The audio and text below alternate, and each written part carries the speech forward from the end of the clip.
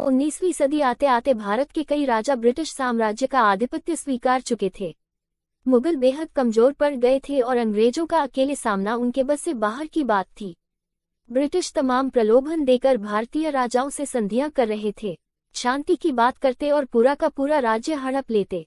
उस दौर में इंदौर का एक नौजवान महाराजा आगे आता है, अंग्रेजों के खिलाफ राजाओं को एकजुट करना शुरू करता है।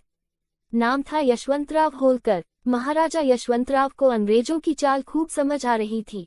जब ज्यादातर राजाओं ने ईस्ट इंडिया कंपनी के आगे घुटने टेक दिए, तब यशवंतराव ने अकेले ही अंग्रेजी हुकूमत को उखाड़ फेंकने की ठानी। अंग्रेजों ने हार का स्वाद चखा, तब उन्हें समझ आया कि इस बार कोई आम राजा सामने नहीं है। भारत में ब्रिटिश हुकूमत के इतिहास में ऐसे राजा विरले ही हुए जिनके आगे अंग्रेजों की एक न चली। महाराजा यशवंतराव उन्हीं में से एक थे। महाराजा यशवंतराव होलकर इकलौते ऐसे राजा था जिनके पास अंग्रेज शांति का समझौता लेकर पहुंचे तो बराबरी की शर्तों पर संधि के बावजूद अंग्रेजों को हटाने का इरादा नहीं दिखा। कलकत्ता पर हमले के लिए 1 लाख सैनिकों की फौज खड़ी कर दी। हालांकि अकाल मृत्यु ने भारत से एक ऐसा राजा छीन लिया जो शायद भारतीयों को गुलामी की जंजीरों से काफी पहले मुक्त करा सकता था। इतिहासकार ने उन्हें भारत के नेपोलियन का संज्ञा दिया है। 18वीं सदी के आखिरी दशक में इंदौर राज्य में खूब उथल पुथल हुई। उस वक्त वहां तुकोजीराव होलकर का राज था, मगर तूती बोलती थी। 4 बेटों में से दूसरे नंबर के मल्हाराव द्वितीय होलकर की। वैसे तो तुकोजीराव के सबसे बड़े बेटे काशीराव होलकर उत्तराधिकारी थे, मगर उनकी क्षमता पर संदेह करने वाले कम नहीं थे।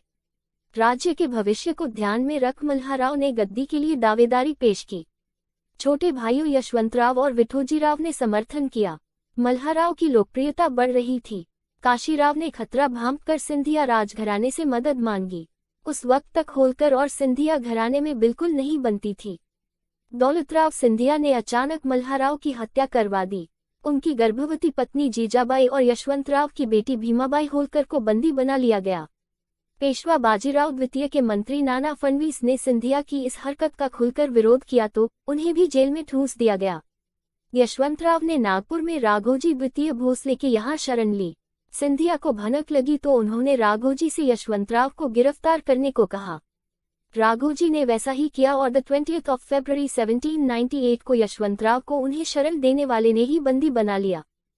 इतना छल प्रपंच देख चुकने के बाद यशवंतराव ने फिर किसी पर विश्वास नहीं किया। इंदौर में यशवंतराव होलकर का खेमा मजबूत हो रहा था। दिसंबर 1798 में उन्होंने महेश्वर पर कब्जा किया और अगले महीने राजतिलक हुआ।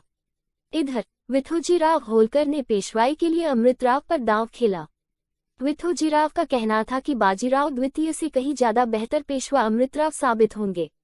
अप्रैल 1801 में बाजीराव ने विठोजीराव को गिरफ्तार करवा के पुणे में पेश करवाया। हाथी के पैरों तले कुचले जाने की सजा सुनाई। उस वक्त पेशवा से कई लोगों ने कहा कि ऐसा न करे, अन्यथा मराठा साम्राज्य बिखर जाएगा। पेशवा नहीं माने। यशवंतराव होलकर को ये सब पता चला तो उन्होंने भाई की मौत का बदला लेने की कसम खाई।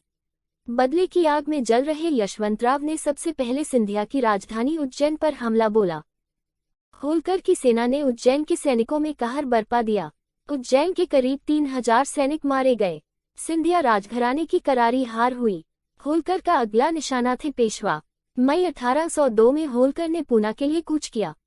सेंधवा, मालेगांव, अहमदनगर, बारामती, एक एक कर छोटी रियासतों पर होलकर जीत दर्ज करते गए।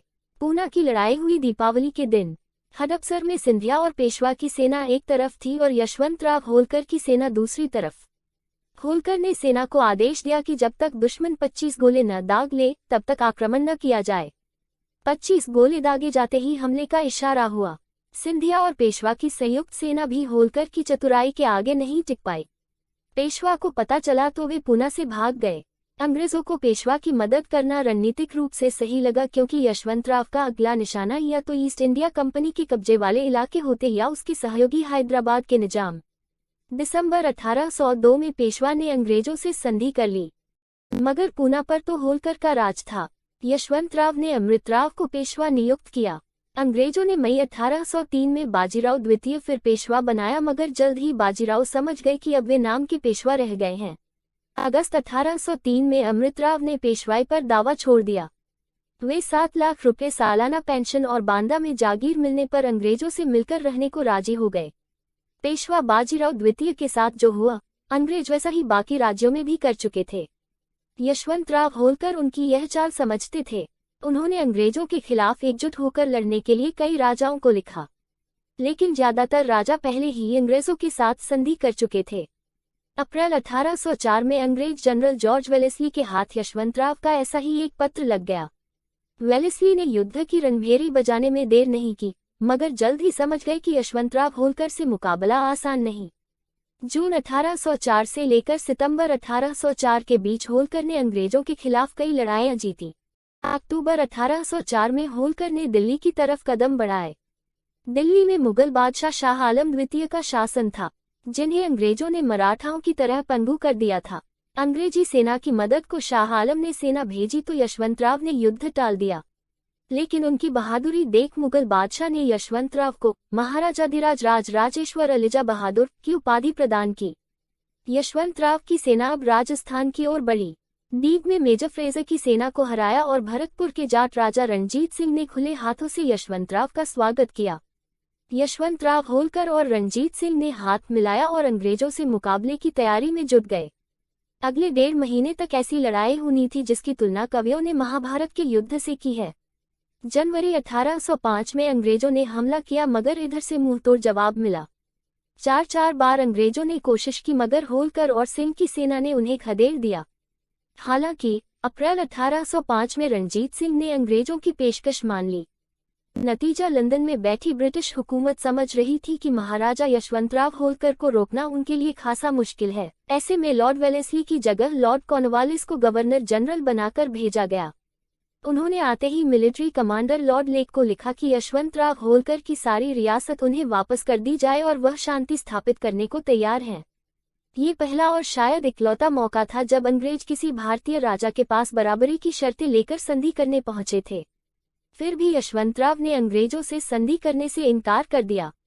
लॉर्ड कॉर्नवालिस की अचानक मृत्यु के बाद आए जॉर्ज बार्लो भी मानते थे कि सिंधिया होलकर का एक रहना अंग्रेजों के लिए ठीक नहीं। अंग्रेजों ने नवंबर 1805 में दौलतराव सिंधिया से संधि कर ली तो यशवंतराव अकेले पड़ गए। लॉर्ड लेक से कहा गया कि यशवंतराव होलकर के साथ किसी भी तरह संधि करें। अंग्रेजों ने बिना शर्त शांति संधि का प्रस्ताव रखा।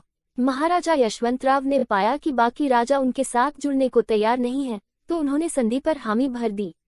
24 दिसंबर 1805 को संधि पर हस्ताक्षर किए गए। अंग्रेजों ने महाराजा यशवंतराव होलकर को संप्रभु राजा माना और उनकी सभी संपत्तियां लौटा दी। संधि के बावजूद यशवंतराव इस कोशिश में लगे रहे कि मराठा साम्राज्य एकजुट हो जाए। उन्होंने दौलतराव सिंधिया को इस बारे में पत्र भी लिखा, मगर सिंधिया ने अंग्रेजों को बता दिया। आखिरकार महाराजा ने अकेले ही अंग्रेजों को भारत से खदेड़ने की ठानी।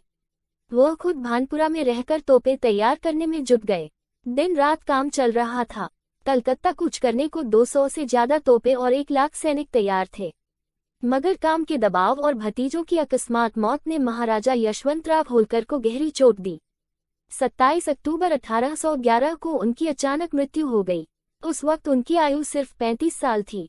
यशवंतराव की मृत्यु के साथ ही भारतीयों के स्वतंत्र होने का सबसे बड़ा उम्मीद समाप्त हो गया। यदि यशवंतराव होलकर की मृत्यु न होती और कोलकाता कूच कर जाते तो शायद भारत का इतिहास और भूगोल कुछ और होता।